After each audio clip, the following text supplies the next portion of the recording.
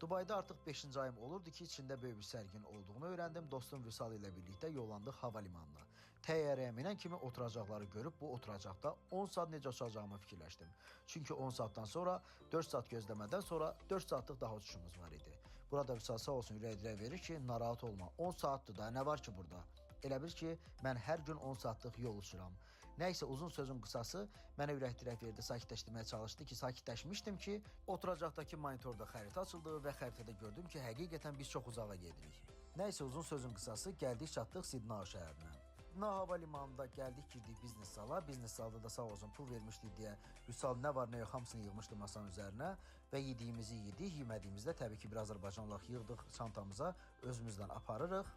Gidirik təyyarəyə, çünki yenə də 4 saatlıq uçuşumuz var və Guangzhou şəhərinə gedəcəyik və axırı ki, gəldik çatdıq Guangzhou şəhərinə. Növbəti videoları izləyin ki, Guangzhouda başımıza gələnlərdən xəbərdar olun.